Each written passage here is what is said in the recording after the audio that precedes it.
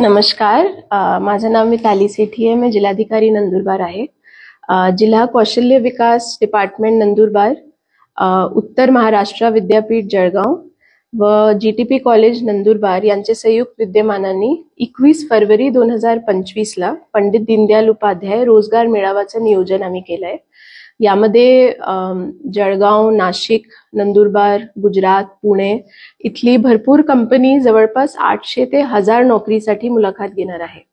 मी सगळे युवक युवतींना आवाहन करते की तुम्ही नक्की या मेळाव्यामध्ये या आणि जास्तीत जास्त संख्यामध्ये सहभाग घ्या.